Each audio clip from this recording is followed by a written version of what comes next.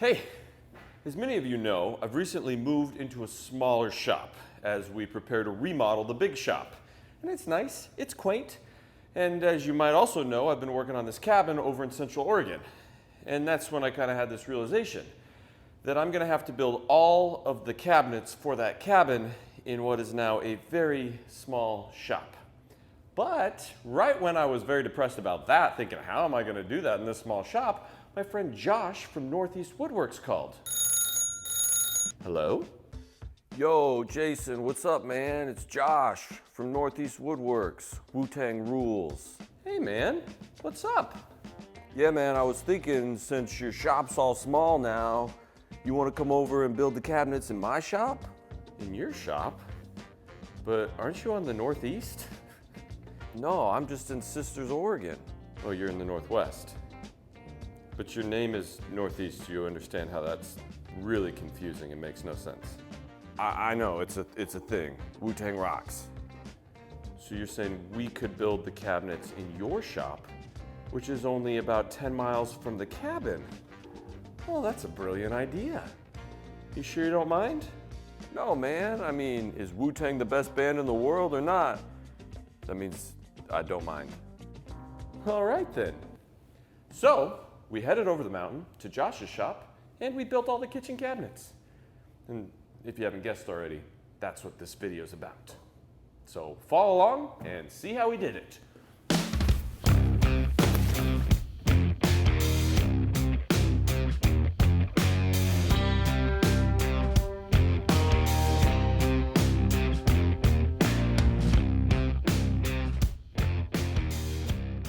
Now, Josh is a woodworker just like me, but there are some big differences. First of all, he's a professional and does this full time.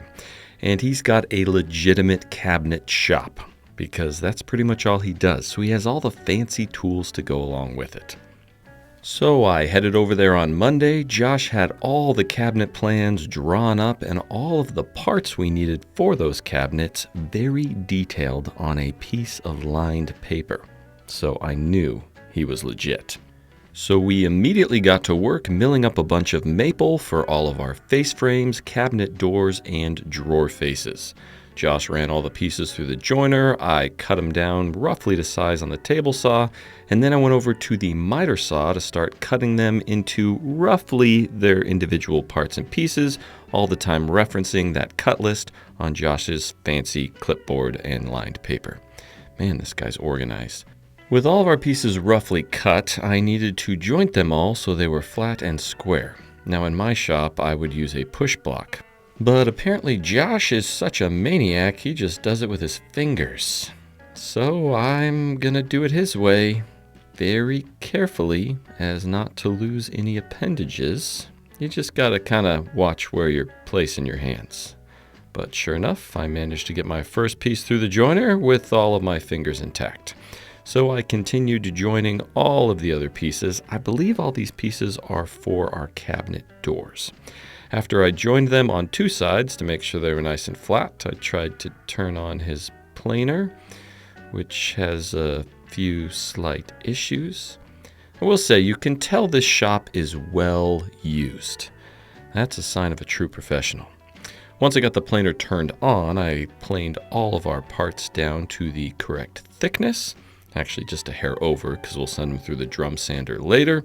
I sent them through one end and Josh caught on the other end. Then I went over to his fancy sliding table saw. I took all the pieces, cut a clean straight edge on one side, marked that side, and then cut all of the parts down to the correct length. While I was cutting down the rails and stiles for the cabinet doors, Rowdy, who works for Josh, stole all of said rails, took them over to the shaper, and using a coping sled, added a nice little tenon onto each end of our rails. See, this is the sign that he does this a lot. He's got individual tools for every step of the process. Geez, that's nice. After we cut all of our tenons, it was time to add a nice groove to both our rails and stiles. And yes, he's got a dedicated machine for that as well. This sweet shaper with a power feed on it. So you don't even have to push the pieces yourself. You just stick them in one end, the power feed grabs them, and they come out the other end magically with this nice groove cut. I tried to do a little close-up shot so you can see what's going on under there.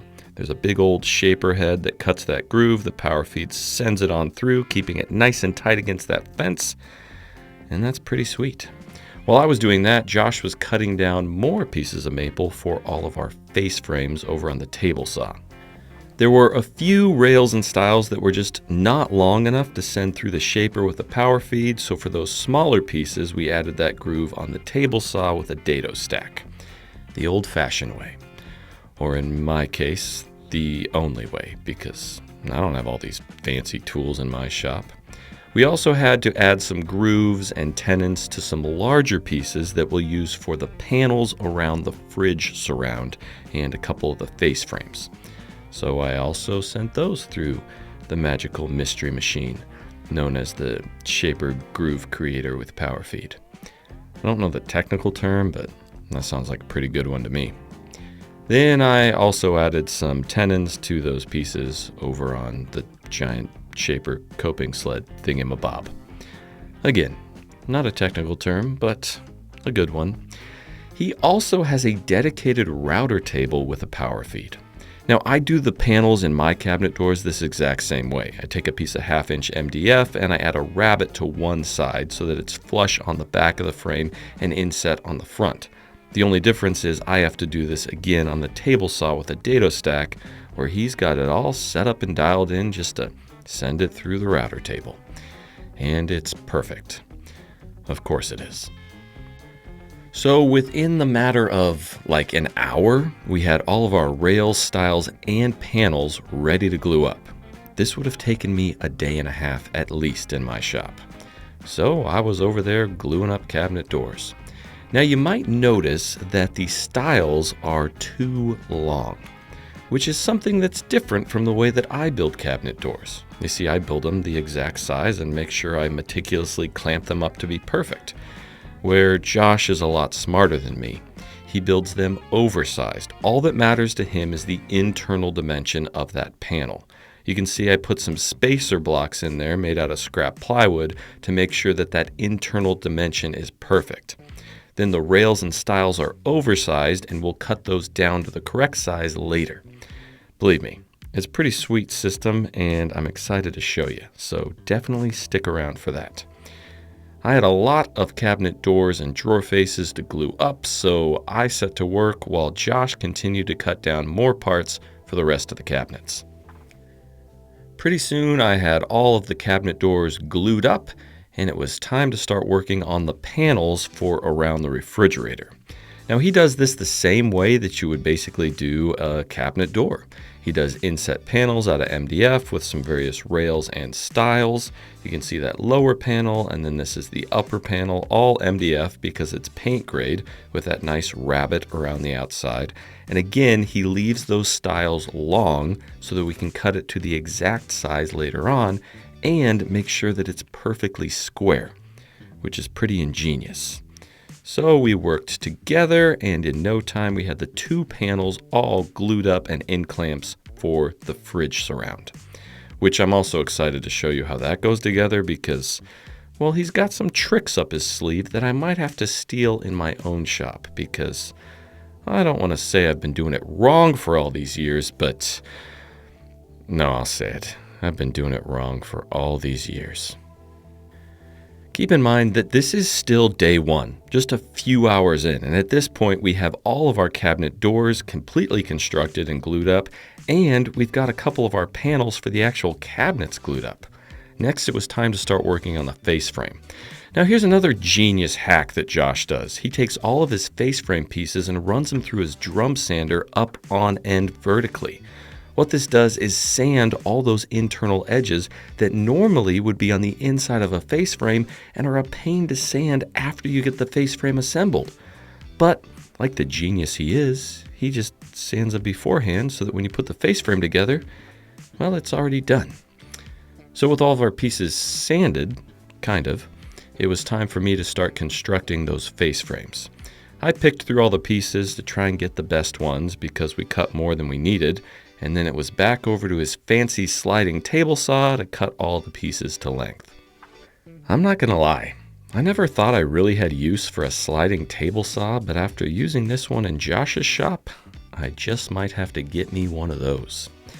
By that time, our panels were all dry, so Josh took them out of clamps, went over to his gigantic drum sander, and he sent those all through because why would you sand anything by hand in a shop like this? Just let the big yellow Powermatic do it for you.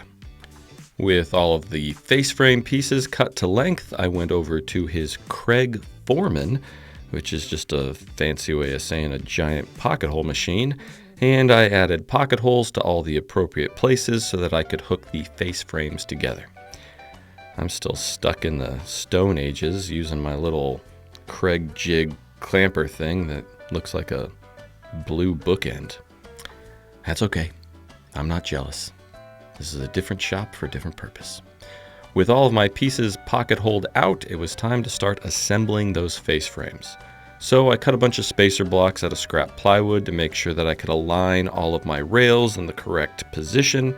Another cool way that Josh designed these cabinets is to have the stiles go all the way down to the floor, which is going to give these cabinets a really cool look because each individual cabinet will have feet that extend all the way to the floor and give it more of a country cottage, British, Downton Abbey, old world, French, industrial, eclectic vibe, type, look, which is exactly what my wife is going for.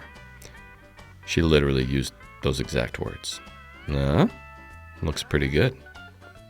Now sure, I could show you me assembling one face frame and move on because you'd get the idea, but I might as well show you two or three. This one's actually a big one. I was a little worried because the farther I got into the list, the face frames kept getting bigger and bigger, and I've been in that space in the cabin. It's not huge. I started wondering where all these cabinets were going to go. But I'm trusting Josh on this one.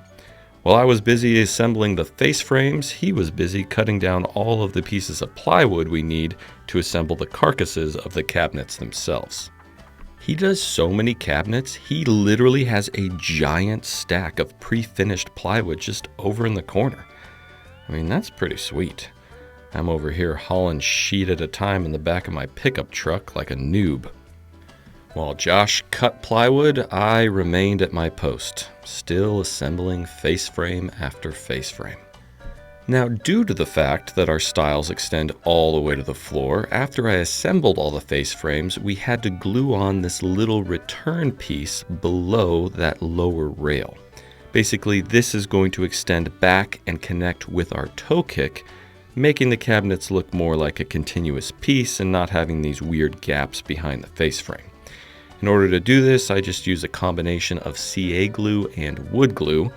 The CA glue is essentially just going to act as a clamp so that I don't have to clamp each individual piece and will hold the wood in place until the wood glue dries. So I did that to every single style on every single face frame. When I was done with that, I thought it was time to take a break, but that's when Josh said he had all the pieces cut for our cabinet boxes and we should get those assembled before we called it quits for the day. I was happy to see that he assembles the boxes almost identical to the way that I do, which is just nailing everything together to hold it in place and then adding some screws from the outside. Because you're not going to see the outside of the cabinets on any of these boxes, so why make things more complicated than you need to? And that's how we spent the remainder of the day, assembling cabinet boxes. While I assembled the boxes, Josh assembled the toe kicks on which we will set the cabinet boxes in place, which is another thing we do the same. I always do my toe kicks separate from the cabinet boxes because it makes installation so much easier. You can get the toe kicks in place, shim them, level them out, make sure they're perfect, and then you just set the boxes on top. Once I had all the boxes assembled, I added these back panels made of 1/2-inch plywood, and all of our cabinet boxes were pretty much ready to go. Now, if you're wondering, how did the inside of that cabinet box get all those holes for shelf pins? Well, I'm glad you asked, because Josh also has a really fancy tool just for drilling pins for shelf placement. It's basically like this giant router with 15 different heads. You just pull a lever and boom, A bunch of holes in your cabinet wall, perfectly aligned and ready for shelves. Again, I'm over here with a little flimsy piece of plexiglass and a single drill, driving myself crazy. The next morning, I arrived at Josh's shop and he bought donuts. So before I did anything, I stood awkwardly in front of the camera and I downed an entire chocolate donut in approximately 10.6 seconds. I'd like to tell you that was the only donut I ate that day, but I would be flat out lying to you.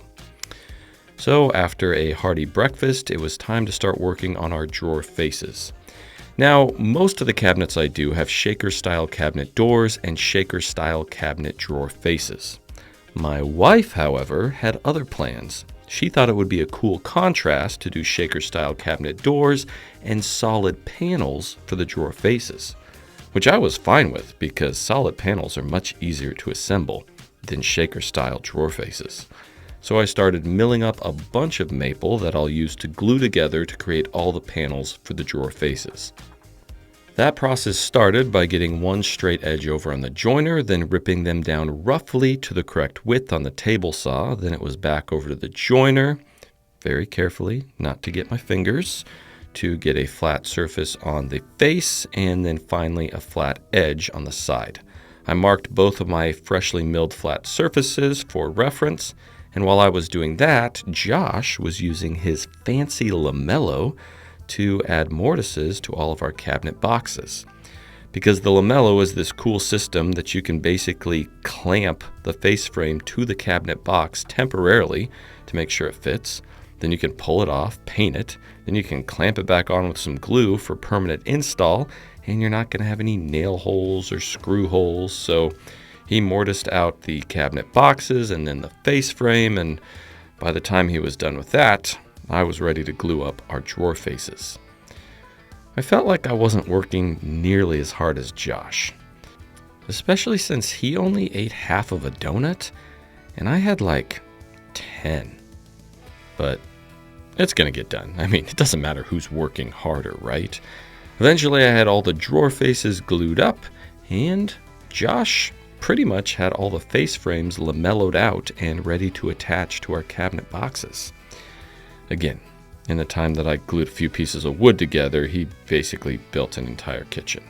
Now here's Josh temporarily affixing one of the face frames to one of the cabinet boxes. There's a male clip, there's a female clip. One goes in the face frame, one goes in the cabinet box, and then you just apply a little pressure and snap, installed. Once all of my drawer face parts were milled down, glued up, etc., it was time to cut them down to their final size. I did that with a combination of the sliding table saw and the regular table saw, and they're going to look something like this, with a perfect 3/30 seconds reveal around all of the edges. Once I did those small pieces that I could cut out of a single piece of maple, I took my glued up panels out of clamps and I started cutting those down to the correct size. Now obviously I glued up panels that were long enough I could get multiple drawer faces out of one panel. Once I had them all cut to the right size, I went over to the drum sander and I sent them through a few times to save me the hand sanding later. Then I cut them to the perfect width over on the table saw, and if all goes well, these should fit perfectly into our cabinet boxes. Now remember when I told you that Josh glues up his cabinet doors everything oversized? Well, this is the process where they get cut down to the correct size. Basically, you measure that inner line of your rail. Then he's got a special mark on his sliding table saw that's exactly 2 inches away from the blade. Then you run it through the sliding table saw, cutting one side of the cabinet door exactly 2 inches wide. Then you fold down your stop that's already preset for the width of your cabinet door, and you run the other side through. If you did everything correctly, both sides of your cabinet should now be 2 inches thick. Then you go over to the table saw and you trim one side of that cabinet door down to 2 inches as well. Then once you do that on all your cabinet doors, you readjust the table saw to the final width of your door and flip the door around and cut the other side down. Now you have a perfect 2-inch border around all sides. Your door is exactly the right size because you cut it afterwards and weren't relying on your clamping abilities. And more importantly, it's perfectly square because, well, all his machines are perfectly square. I gotta say, it's a pretty sweet method of creating cabinet doors. Once all of our drawer faces and cabinet doors were built and glued and cut to the right size, it was time to start installing drawer slides. Thankfully, he uses Bloom undermount drawer slides, same as me. So I got those all in place and started plopping in the drawers. Now if you're like, wait a second, I didn't see you build no drawers. Well, you're right, you didn't, because Josh has a lady friend. Nope, that sounds weird. Josh has a friend who's a lady. Let me back up, it doesn't matter that she's a lady. Josh has a woodworker friend that all she does is build cabinet drawers. So why in the world would we build drawers when she makes them herself, all dovetailed together and looking fancy, and it would save us a lot of time? So what I'm trying to get at is Josh's girlfriend made all the drawers for us. Nope, his wife's not going to like that. The girl who is Josh's friend made all of the cabinet drawers for us. Boom. Nailed it. But I installed all the drawer slides and the drawers, so maybe I'm also Josh's friend. Another way that Josh does things differently is how he goes about installing drawer faces. Now, I would take the drawer face, use some spacers around the outside and some double-sided tape and just stick it on there. Then open the drawer and add some screws from the inside. Josh, however, uses a wood block on the inside of the drawer. Then he drills some 1/4-inch holes in 4 places on the drawer front. Once those 1/4-inch holes are drilled, he adds these little metal dowel pins. Now, if you don't know what a dowel pin is, it's basically a piece of metal with a point on it. Those perfectly fit in that 1/4-inch hole, like so. Ooh, Then you take your drawer face, get it all perfectly spaced out on all the sides, make sure that it's even, and you whack it a couple times.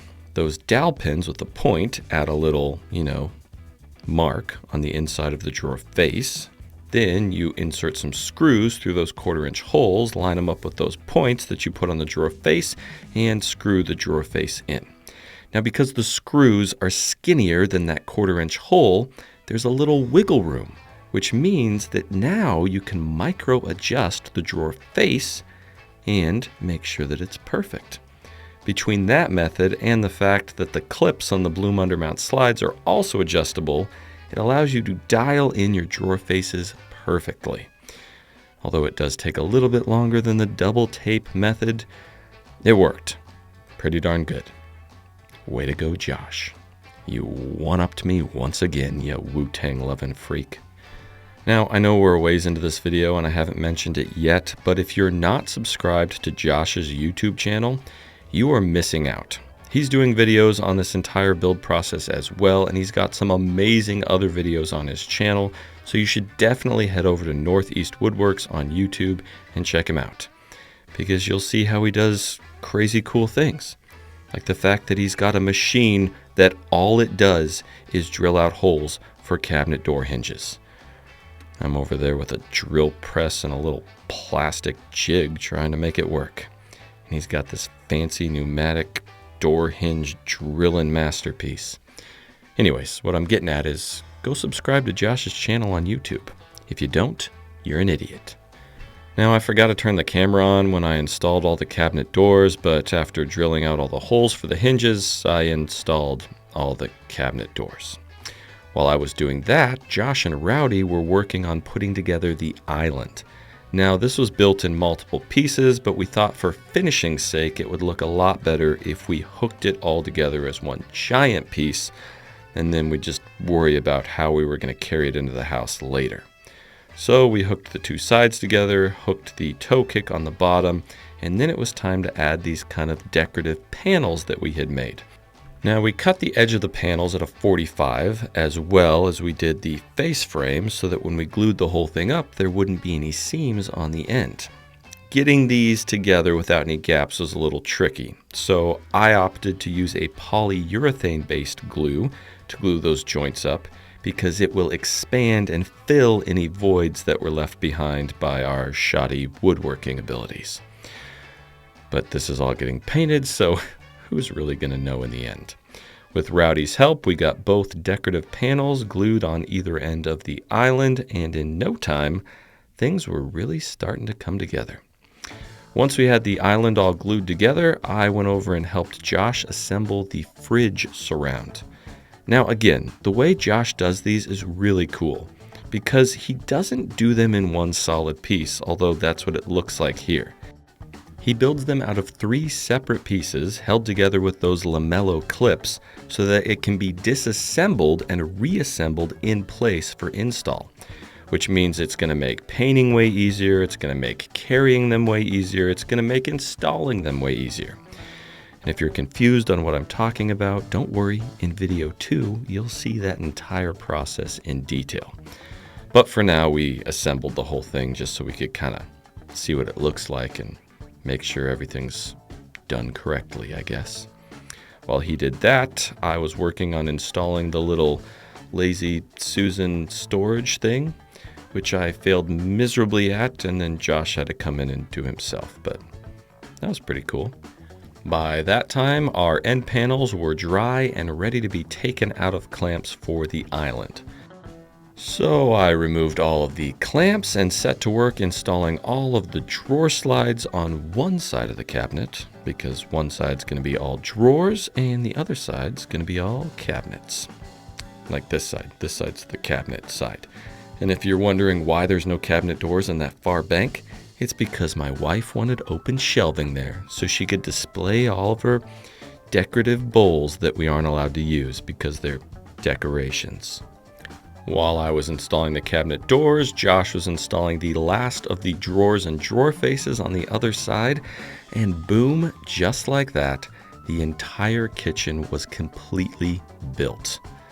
I mean, not bad for literally 4 days of work. Josh is an animal. Wow. I was over there for 4 days, and as you can see, we got an incredible amount of work done. Now I know what you're saying, but they're not finished, they're not painted, blah, blah, blah. Well, Josh is actually gonna paint the cabinets while I'm gone, which I appreciate because I hate painting. He's gonna do a video on the painting process, so if you wanna see that whole process, go over to his channel, Northeast Woodworks on YouTube. You should also subscribe because he's pretty awesome and you should show him some love. And then next week, we're coming back, we're gonna finish the cabinets, we're gonna install them, and we're gonna build a whole nother set of cabinets for the laundry room and install those too.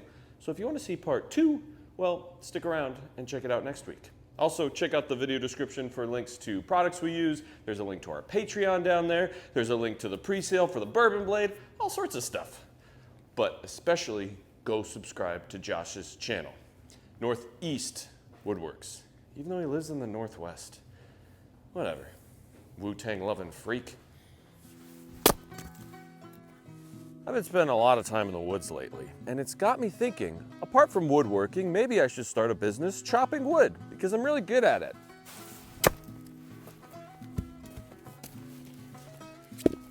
But in order to chop wood, I need a really good website. And that's where Squarespace comes in. Because they make it super easy to make a website, and you don't even have to be a web designer. You can just be somebody like me that's good at some things, not everything. And Squarespace has some really cool features. For example, if you don't have a domain name yet, you can get on Squarespace and you can just buy one right through Squarespace, which makes it really easy. And if you want to add products to your site, like axes and sharpening tools, well, you can add unlimited products. They also have some other really cool new features, like this. Squarespace is doing some pretty amazing things. They've just introduced their design intelligence. What's design intelligence, you might ask? Well, they take 2 decades of industry-leading design expertise, they mix it with a little cutting-edge AI technology, and they unlock your strongest creative potential. Design intelligence basically empowers anyone to build a beautiful website, more personalized websites tailored to their unique needs, and craft a bespoke digital identity to use across one's entire online presence. I mean, if that's not cool, I don't know what is.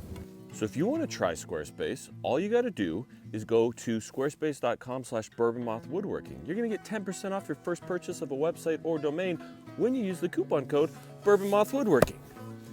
You can just click the link right down there in the video description, or just go to squarespace.com, sign up, for a website or domain and use that coupon code at checkout.